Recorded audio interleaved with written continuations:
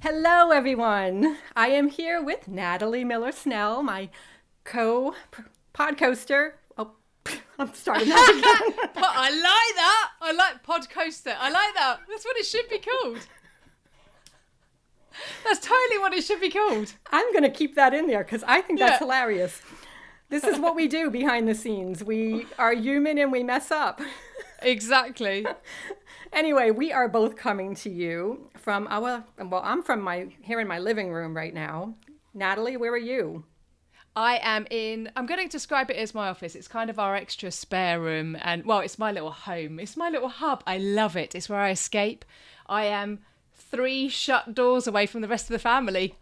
So I don't know what. That's brilliant. That's awesome. I see that you have a Seize the Day poster behind you. Yeah, when I started, it's nearly 2 years ago, Susie, actually. I can't quite believe it. I know, incredible. When I started, my wife, actually, she got this made. It's on canvas. She had it printed out and put it in the office. So I'm normally behind it, but I've had to jiggle the room around. But it's lovely to have it as a backdrop and a reminder. And it's fab, yeah. It's absolutely fantastic. I love it. Oh, that's great. I find it really hard right now to find space in my house to actually do any kind of video work because I feel like, well, we've had to turn our house into 2 offices, 2 work offices. And so the space is kind of limited. Like my spouse is upstairs working in an office. I have taken over the dining room with my gigantic Mac desktop because I do video production. So that takes up my entire dining room. And so right now I'm in my living room because I didn't have room in my dining room to set all my audio equipment up and my mic system. So I sort of like am in the middle of my living room right now. It's gorgeous. I love the colour. And you've got a piano behind you. Do you play? Okay. Well, being in quarantine, I have decided that, all right, many, many years ago, I took piano lessons. I'm talking many, many years ago. I was probably 30 years ago. So I took about 3 to 5 years. I can't remember how many years. And, I was okay. And then I ended up selling my piano because I moved to Maryland and I didn't want to drag it all the way down here with me from Rhode Island. And then I always said, yeah, someday I want to get another piano. So about 2 years ago, we purchased this used piano. And it really requires tuning all the time because the former owners did not tune it properly. And so it's a work in progress. So I do have that. However, I do have a keyboard as well, a fully weighted keyboard that I use instead because it sounds better. It never has to be tuned. And I'm taking online piano lessons from an app called Musician, and I love it. So I feel like I'm getting back into my groove. I'm very rough right now, but to me I spend about half an hour to 60 minutes every morning doing piano lessons because I have the time now. I'm not traveling back and forth to work. That's brilliant. Well, okay, I mean, I think we're going to talk about that anyway, aren't we? How we're dealing with and how we're coping with, this change in lifestyle, isn't it? It's a whole change for everybody, not me just here, not you just in the States. It's a global thing. Everyone's having to adjust what they're doing. But that's wonderful, isn't it? It's a whole different way of approaching life and you've got time to do it. I love it. Are you good? Well, I would say not yet. But I do plan to perfect my skills. Well, I say perfect. I use that word very loosely. I plan to try to improve my skill set. What I find amazing is this. The human brain is amazing. I have not picked up sheet music or played a piano in a very long time. And I just started again. And I'm like, oh my God, I can actually remember what the notes are. I can read the sheet music and I'm wow, that's amazing to me that I actually remember that. So that makes it a little easier this time around because the first time I learned, I had no clue. This time around, it's more familiar to me. And this app is fantastic. It takes you from beginner to, I guess, expert at some point, but I'm nowhere near that. I'm still in the beginning stages, working through little classical pieces. You know what folk are going to say beyond this? You're going to have to give everyone a little tinkle. Is that what you call it? Tickle the ivory. That's, yeah. A little tinkle means a little something different. Oh, I well. love it. So come on, how's your day going? Because we are in the UK, we've been closed down or locked down or whatever you want to call it. I think really for maybe 2 weeks. It's been quiet. The social distancing has been not instructed, not dictated. You know, it's been, this is what we are telling you to do, but it's not been too, there's no army on the streets. We do have a bit of policing, but it's much, I suppose sorry, my chair's really squeaky. The government's really trying to rely on people to be sensible. There are some idiots out there for sure who are just breaking the rules and making it awkward for others. But so it's been about 2 weeks, and I think it's fair to say it takes quite a lot of adjusting, and I'm sure anyone who's watching this is feeling that. There's almost a bit of a grieving process that you go through. I mean, certainly I've had days where I've been a bit tearful. You look back on what you were doing 2 weeks ago, you look forward at what you wanted to do. I've got a massive schedule here on my whiteboard, which I can't bring myself to rub out yet and create a new one, but we'll talk about that in a bit. What are you doing? How are you coping? What mechanisms do you have in place, or how are you dealing with it now? The piano sounds great, but how are you getting by the day? So here in Maryland, I work for the University of Maryland, Baltimore County, or UMBC as we're known here locally. And we closed our physical campus on March 11th. We have not been back to campus right before spring break. Wow. And we had, our stay-at-home mandate, I think was last week.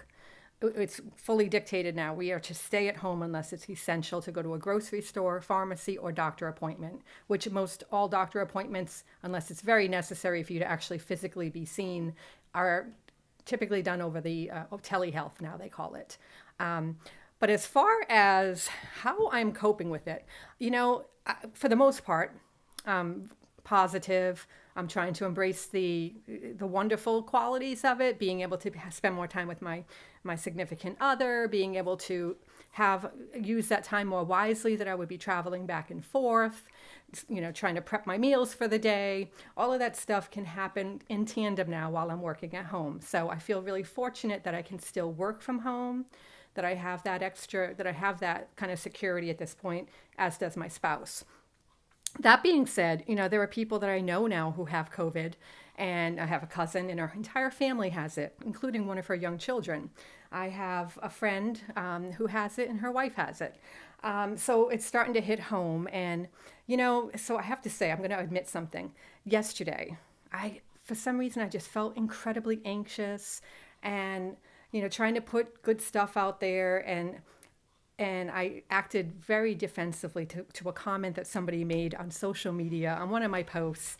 And I know that my ego is in the wrong place, and I totally misread. It was supposed to be humorous, and I didn't take it that way. So anyway, I know that I know I was wrong, so I had to go. I apologized, but still, it's all about how you make someone feel. And I feel like I really kind of faltered in that because, anxiety and fear can drive that. And it's no excuse, but we are human. But that being said, one of the big takeaways that I'm learning, as well as I know other people are learning, is that we have to cut each other some slack. A lot of people are acting out of anxiety and fear right now. And if we can bring ourselves to come at situations by pausing, taking a breath, realizing that people are trying to bring their best forward, and act with kindness instead, you're going to get so much further, and you're going to make people feel good and not make them feel bad. And so that's a big lesson that I continue to learn. And, if you could, the biggest lesson is try not to hurt people. And so that, I think, is something that this whole situation is teaching all of us, is that kindness, community, connectedness is really of paramount importance at this point. And if we can learn to act with kindness, we're going to be so much better off. And if we can admit our faults when we make them and own up to them and apologize for them, then we become stronger, and we help feed that need for that community, that sense of community. And if that person who's watching me, the one who was affected by this yesterday, I hope that you understand that I was not coming from a place of love or kindness. It was anxiety and fear, and that could have been my own mother that I did that with. And I sincerely apologize, and I hope that you know that I'm truly sorry. I didn't mean to lash out defensively in a comment. I just didn't see the humor because at that point I was feeling fearful and anxious. No excuse, but I'm human, and I fully admit that. So that being said, I wanted to get that off the table. Yeah, so my big takeaway is be kind, always. Yeah, do you know what, Susie? And my heart is it's swelling for you in terms. I think that's an incredible thing to do because, and several things. One, we don't often accept when we've done something that's not quite right, or we can't reflect on ourselves. Self-reflection is enormous. Secondly, at this time, everybody is going to be feeling odd about what's going on. We all are. I do. You know, my family do in different ways. My children feel it. We all, there's a different energy. As I mentioned earlier, we're grieving over what we've lost and what we're not able to move forward with. There is the fear factor. We don't know what's going to happen tomorrow. There's certain in the uncertainty that's ahead of us. And in fact, actually, Amanda Radley wrote a great post yesterday about, how things are going to play out, which I think is quite accurate. But within that and what you've just said, we need to be kind to each other. And certainly if we see somebody who's having a tough moment or who is projecting something on social media, perhaps they don't normally, or even if they are actively reaching out to try to get some support, we should be there for each other, because this is, to use the buzzword that's flying around, this is unprecedented. It's never happened before. We're all learning. And I was going to say all governments are as well, with the exception of Trump, because I don't think that man could learn anything. Not that I want to make this political, but it's such unusual times. And how I'm getting by, because I do have wobbles. I think, we all do. And I think human, as you just mentioned, I'm finding a routine really helps. Trying to get some form of routine, particularly for my boys as well. And I look that way because they're kind of over there somewhere behind the doors. Having a routine, being kind, being grateful as well.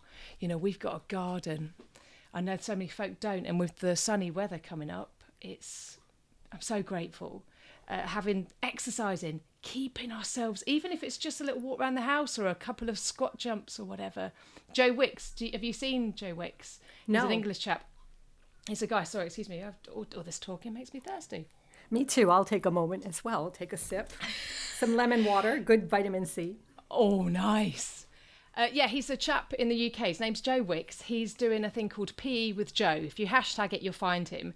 It's every day, Monday to Friday. He's doing it for children, basically, because all the children aren't at school now. As I mentioned, we've got the lockdown period. We're only allowed out for essentials, shopping and whatnot, and to do one element of exercise once a day.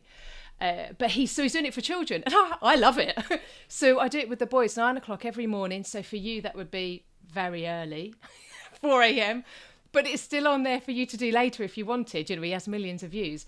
But that's really great way to start the day, because I did it this morning, then I did a bit else. But you feel energized and you feel, okay, what are we going to do? I need to relook at goals as well, because the one thing I did change on here, Susie, is for March, I crossed March out and just wrote COVID-19 because it's not happening. Oh my God, that's I say it's hilarious, but we do have to find the sense of humor. That's really important, and totally. That is hilarious. I've had to I've got up here. It's good to continue with goals. I think everyone, if you've got goals, reevaluate them, reassess how that should look. But I've got yearly goals. Then I've got my kind of month schedule for this year. And like I said, I literally just crossed through March and wrote COVID. Now I'm having to reevaluate what the rest of the year looks like. And then I have monthly, which I tried to do in detail. I crossed through the whole thing. It just didn't happen. Yeah. So I've got to find that, what that's going to look like now. I think that's really important to keep up. That structure is, I thrive on routine. And so this is sort of killing me a little bit, because I'm finding myself, okay, one thing you said is that exercise person, it would be 4 a.m. for me. Wow, that's going to be really early. That's actually, I used to get up at 2:30 in the morning when I went to the office because I had to exercise, get my meals ready, all that kind of stuff before I went to work at 7:30 in the morning. So I was very used to getting up at 2:30. So with this whole ordeal, I'm sleeping in until 4 o'clock now. And so I feel the weird thing is, what I loved about getting up early, what I loved about it was I felt like I accomplished so much. I could ease into the day. I'd wake up and have some coffee. I'd do some light meditation, stretch, all of that before the day began. And so taking that hour and a half away now, it is sort of, I feel like sort of like I'm rushing into the day now. Even though I'm in the same space, I still have work to do. And so that's a little bit of an adjustment, but it's something that my spouse and I said we wanted to do anyway. At the end of this past year, we were in Colombia for 6 weeks, Colombia, South America, visiting family and doing research for a future novel. And we said, when we get back, let's try to get on a normal sleeping cycle like with the rest of the world. And so we were going to wake up at like 4 or 5 in the morning. And so this sort of has created that opportunity for us to do that. And I'm just trying to adjust to it. Yeah. Oh, that's brilliant. I love that. 4 a.m. I mean, that's early, but bless you, it's later than 2:30.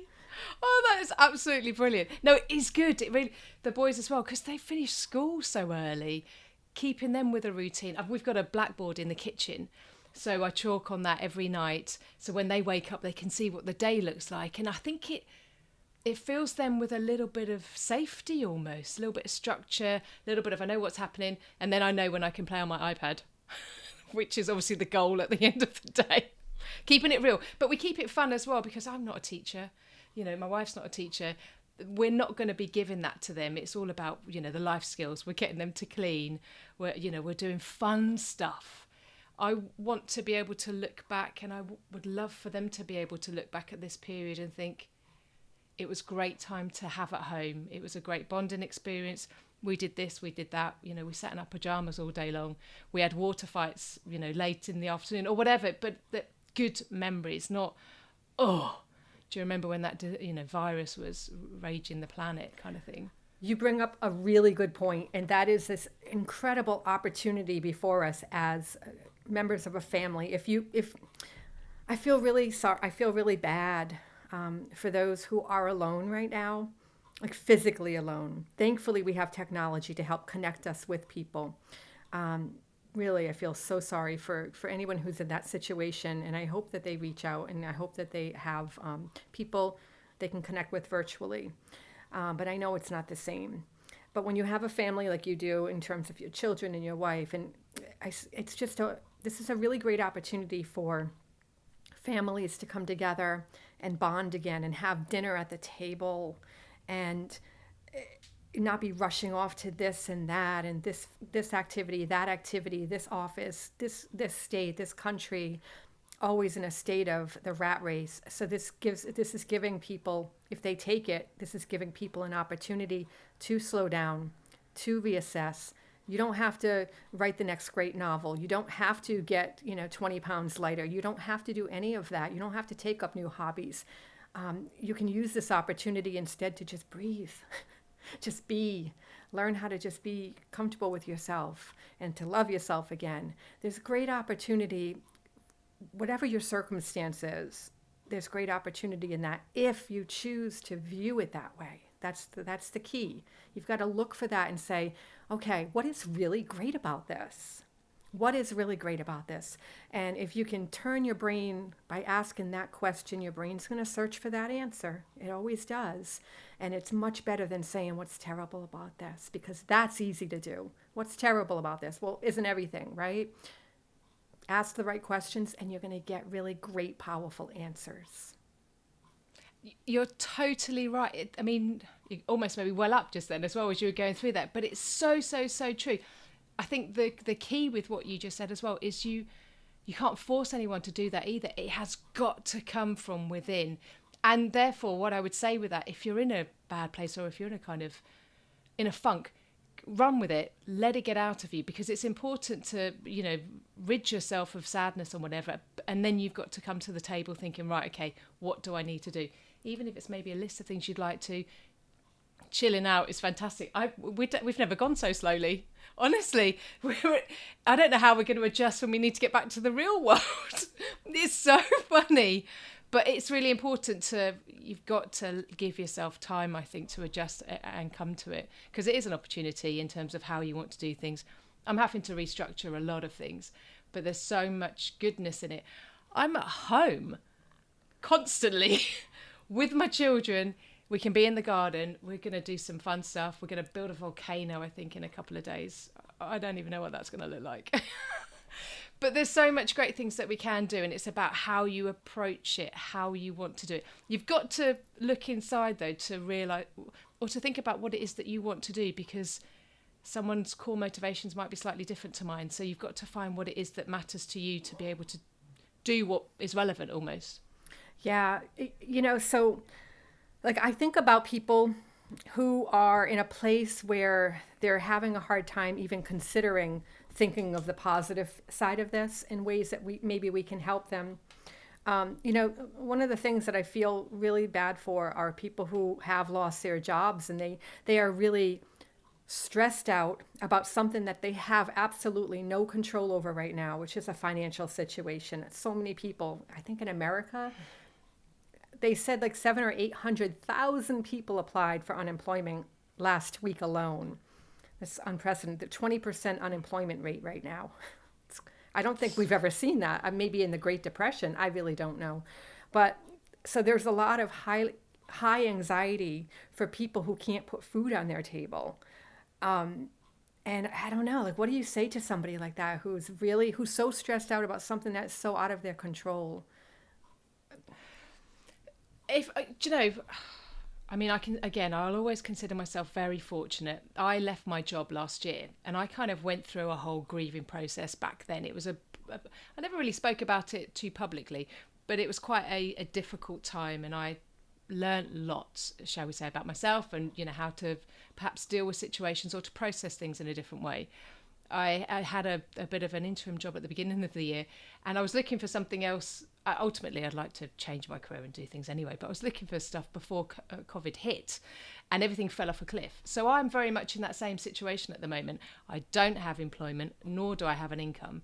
Gratefully, we've got some savings, which is helping our situation, which gives a little bit of comfort. But I said to, Sharifa the other day, we don't pay bills. They're not going to come and evict us. I know I don't wish to be flippant about things, but everybody is in the same boat. Everybody. And the governments and the local authorities are working hard to try to help. I don't know quite what the situation is in the States. I think it's similar, to be able to help folk and to be able to, support default mortgage payments, default bill payments, and all of that kind of good stuff. It's easy to say, particularly if you are worried, but you've got to almost remove yourself from it because you can't control it. You cannot control it. It's about focusing on what you can control. At the moment, I can deal with this. What does food look like? What does today look like? Where can we go until what point? And if you do struggle beyond that, speak to friends, speak to family, contact the wider internet world that you've got in terms of community, because people will be there to help. There's a lady down our road. We're very lucky we've got a WhatsApp group for our street. It's fab. There's so much that goes on it, actually. Sometimes you might have to mute it. But it's really fabulous. So I contacted quite a few of our more elderly residents. And Jean down the road, I've been seeing her. She's been ringing me for stuff. I popped some food down to her. She, bless her, bakes. And that's what she likes to do because she's filling her time because she's got nothing else to do. So she brings us cakes up, with the distance. But it's wonderful. So there's kindness, there's community, and if we do that with each other within our close network, we'll be able to all get through this together. Yeah, that's the key right there. It's that connectedness that I was talking about earlier, that sense of community, that being able to, even if you don't have people close by physically in terms of your neighborhood that you could reach out to and they could drop out, some canned goods off at your front door, virtually reach out to your neighbors, reach out to your community if you belong to a church, if you whatever your community is, online in your reader groups, writer groups, reach out. Don't be afraid to reach out, because there are so many people, myself included, who will be there to help in the way that we can. And Want to help. we want to help. And so, just my spouse is really good about that. We ended up collecting we purchased some chocolates, and we just pass them out to our close by neighbors, just put them on their doorstep. They're wrapped in plastic, and we put our names so they know who it's from. And it's just a little way to say, we're here if you need us. And we have neighbors next door who constantly, we're both, whoever goes to the store first, do you need anything? What can I pick you up? So that we're not all going to the store. We're trying to limit our going to the store. But you need to go to the store sometimes to get certain things. We did not hoard, but we do have canned goods, and we have some frozen chicken. This is kind of funny, because in the States, see, I eat chicken, and in the States, we ran out of chicken at the beginning of this whole thing, this whole lockdown. not toilet roll, chicken. We ran out of chicken, and every single grocery store within a 10-mile radius did not have chicken. And I was like, what am I going to make? So I found lamb, and I've never cooked lamb, and I'm like, well, I'm going to try this. And when I took it out of the package, it smelled like feet. It was horrible. And there was still plenty of time on the expiration. They weren't expired. But I'm like, if that was the only source of poultry or meat or anything like that, I would so go vegetarian, because the whole feet thing. Do you know what's quite funny, actually? I mean, perhaps you don't know, I'm a vegetarian now. I stopped meat last year, and the beginning of this year I stopped with the fish as well. The freezer has got so much of my veggie stuff. It's brilliant. And I think at the beginning, no one was buying vegetarian stuff. They're all getting the meat. So I'm like, lovely. I'll have some of that. Thanks very much. Oh, that's hilarious. Oh. Now, speaking of food, I don't know about you, but I feel like maybe it's comfort eating, but I've been eating more. And I feel like my clothes are getting a little tighter. Now, I've been really trying to work out. I go for a walk every day for at least 40 minutes, a nice brisk walk around the neighborhood. And I also try to do a 30-minute cardio routine. So I found this really great YouTube channel called Pop Sugar. And it's like all dancers, and they do like Latin dance and hip hop and Zumba and 30-minute workouts, and they're all free.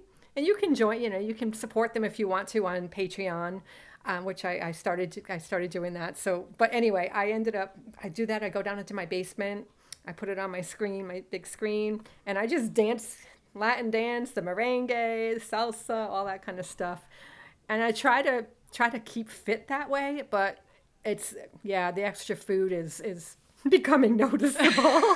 I better stop. Two things there. I don't have enough rhythm to do all that kind of wiggling you were talking about. Maybe I should try on my own in a closed room where no one can see. But yeah, on the food side of things, it's weird. Again, because I suppose we're not going out so much.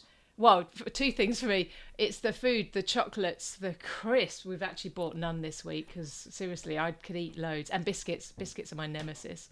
But it's the alcohol, actually. Sorry for anyone who doesn't drink. But I'm like literally drinking every day. And that's gonna be what, well, gains the weight. Right before this whole shutdown, we had a package delivered. We belong to a wine club. Oh, brilliant. So First Leaf is what it's called, and they deliver 6 bottles of wine every month. And I was so happy to see the delivery that day. I'm like, oh, thank goodness. I've certainly been drinking some more wine than typical. Yeah. Oh, do you know, it's all good. It's absolutely good. It helps us get by. It's what it's about. It's what we're going to remember this for, an extended holiday or such like, an extended time to be home and be with our, family and whatnot, which is good. Now, let me ask you, Natalie, from a podcasting point of view, or pod coaster point of view, as I said earlier.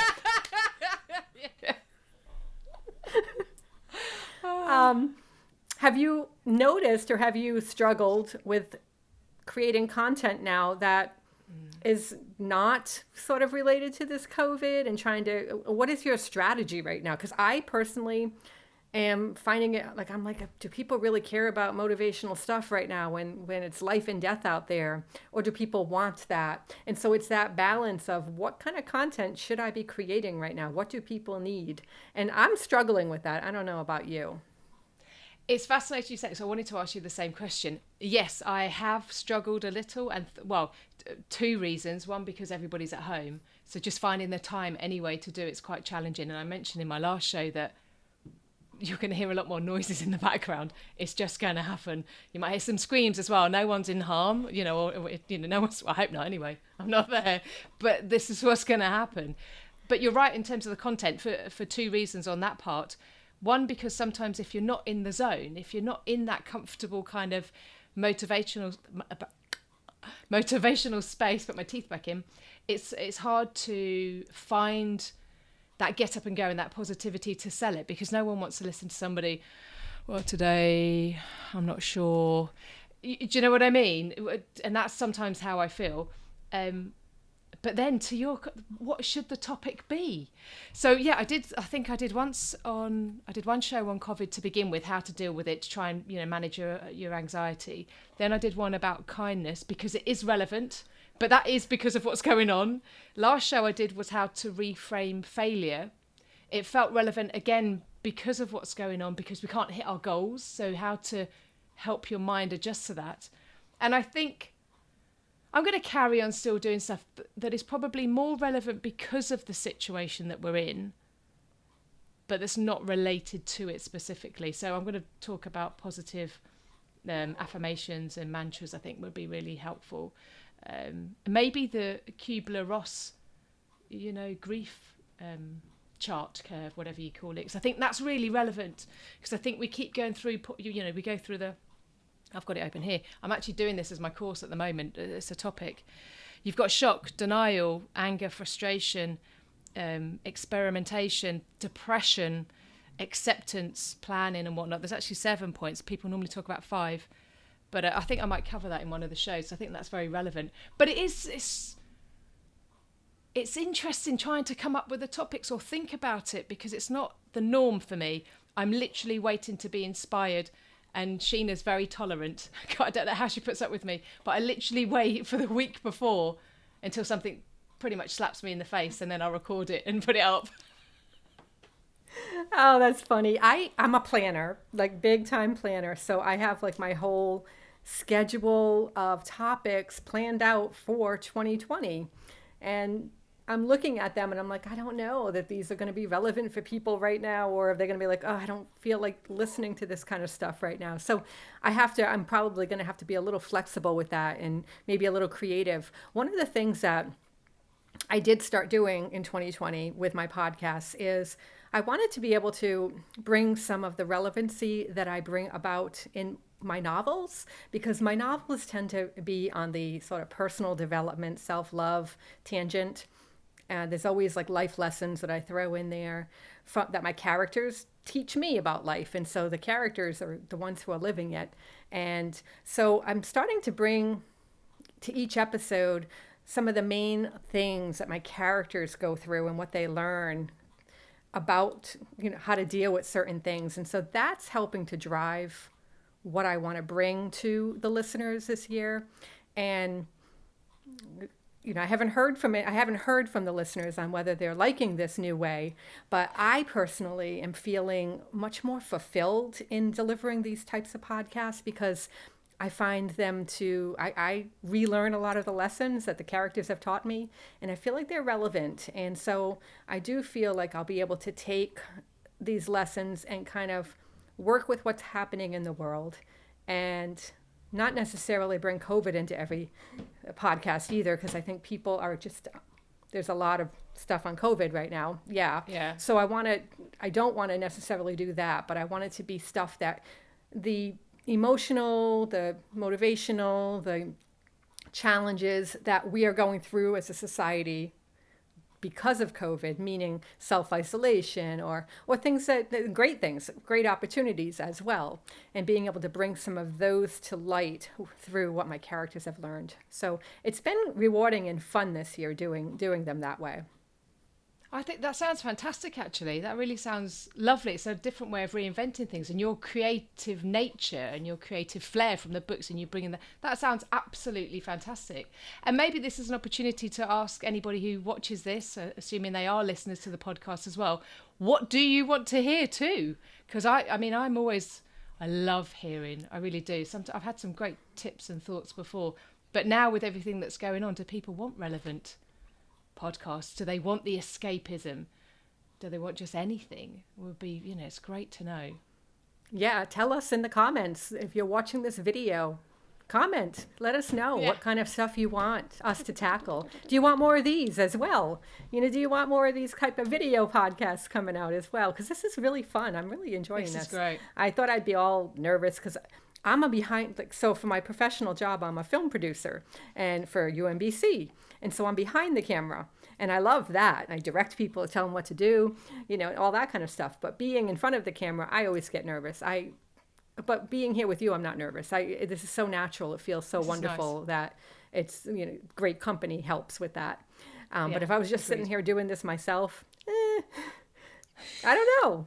I do some Facebook Live stuff, and as I get into it, each time gets a little easier, but then I fall out of practice, and then I got to start all over again. And anyway. It's interesting you say that. That might be one of mine, actually, Facebook Live. I've never done one, so I have got no idea what that's like, but I'd quite like to, on the back of the course, offer some free bits and bobs in terms of, a bit of coaching maybe, how to plan things or move forward. Because what's going to come out of this, I firmly believe, is we're all going to have to review what we do in a slightly different way. And there's going to be a bit of outside of box thinking, to use another, buzz expression. But I think we're going to have to be a little bit more creative with what we do, because I think life will change. And it's about accepting that, and it's about what does that look like moving forward. And rather than waiting, if you need to feel a bit more in control, what does this do? This is what this is going to look like for me, which I think is really important and could be really great. I agree.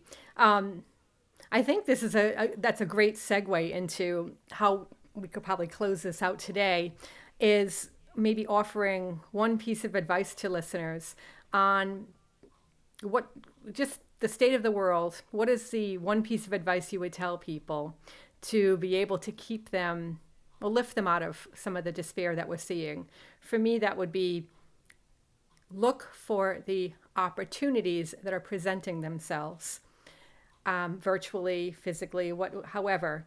Look for those opportunities. It might be you learn how to garden. Maybe you get closer to nature. Maybe you're spending more time with your dog, and they're learning new tricks. Maybe it's as simple as you're learning how to sew or crochet, or maybe you're learning how to just breathe and being comfortable in your own skin. Look for those opportunities, because no matter what your situation is right now, there's great opportunity to improve or to be more settled in that. So just there's a lot of negativity out there, and it's easy to fall into that. But the way out of that is to ask really great questions. And that one great question I would say is, what is great about this opportunity? What is great about this situation right now? Look for that opportunity. I think that's great. Yeah, I agree with you. I think to focus on what you've got around you and see it as an opportunity is really great. And to say yes sometimes to something you might say no to. Give it a whirl. I read an article the other day, actually. I can't remember where it's from, so this isn't from me, this is from an article.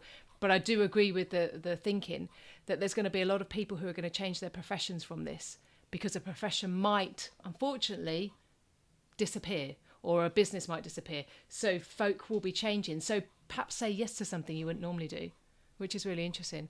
I think for me, it's always my gratitude and kindness for everything around me. But to touch on your point, if you are out in your garden, look at everything around you. There's so much beauty, so much beauty. Take that all in, and then be kind, because I think we are all lucky. We might not perceive that sometimes. We might not see it because we have our own kind of worries about what's going on. But I'm luckier than somebody down the road, or Jean down the road, who cannot get out because she's one of the the vulnerable type who've been told that you are not allowed to leave your house. So help, be kind. And that gives you such a sense of belonging. It gives you such a sense of, well, it helps with depression. I did a show on it. It's the serotonin. It makes you feel good. She'll feel good. It's bringing us back. I think community is going to be massive after this as well, because we're all going to, understand each other more and try to ignore that negative thing. We will get sucked in. I get sucked in. You were going to read the stuff. Twitter is great sometimes for information, but it can also be an absolute shit show. So just try to avoid it. But that community, and if you see someone who's struggling, they're saying something that's not quite normally them, send them a private message and say, hey, how's it going? How are you doing? And reach out that way, I think is a good thing. So that would be my thoughts and recommendations. Those are great thoughts and great recommendations. Natalie, this has been so fun. This has been a pleasure. It's been amazing. Mm-hmm. Let's do it again. I would love to do it again. We'll do this again. Give us a like or a love or whatever it is on this post if you want to see us do this again. All right, so we'll end here because I think we've been on for quite a while. And have we? Yeah. So Time flies. I got to get back to my day job now. All right, Natalie, it's been wonderful. Thank you. And we'll see you in the virtual world. Yay! Thanks, Susie. Bye, everybody. Bye. Bye.